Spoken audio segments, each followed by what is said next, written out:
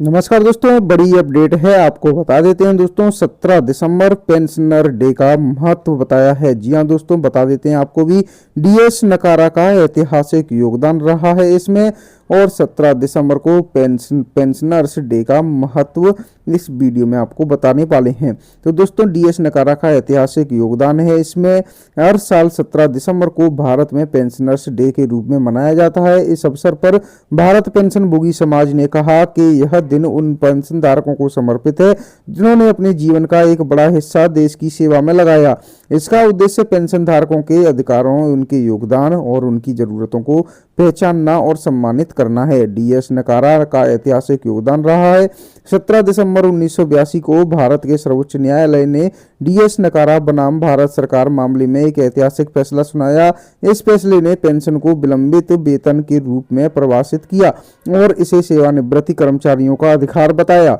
Supreme court ने कहा कि पेंशन पर आधारित लाभ देने में किसी भी प्रकार का भेदभाव असंवैधानिक है। यह निर्णय पेंशन भोगियों के अधिकारों की रक्षा करने में मील का पत्थर साबित हुआ।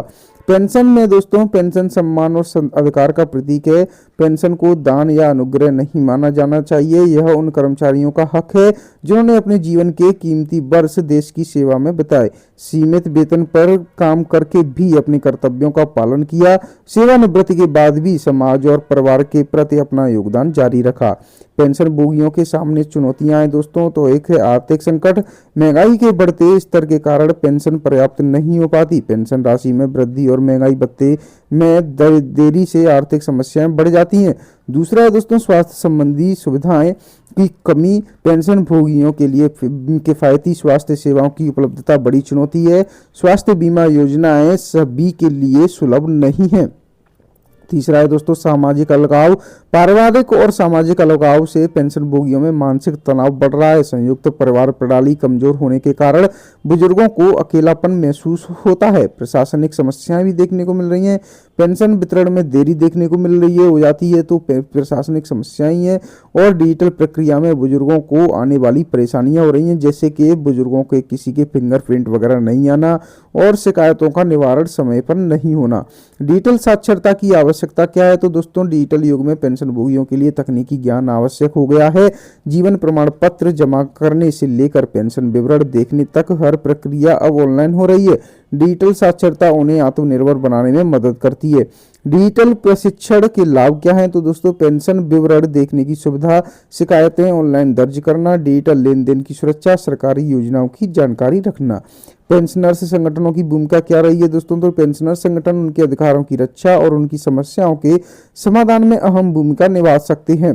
डिजिटल जागरूकता अभियान चलाकर पेंशन भोगियों को डिजिटल प्लेटफॉर्म का उपयोग सिखाने के लिए कार्यशालाएं आयोजित करना, स्वास्थ्य सेवाएं, सस्ते और किफायती स्वास्थ्य योजनाओं की सुविधाएं सरकार के साथ संवाद करके यानी नीतिगत स्तरों पर उठाना, और सामाजिक कार्यक्रम के तहत सामुदायिक कार्यक्रम आयोजित करना जिससे पेंशन भोगियों को सामाजिक जुड़ाव महसूस हो सके।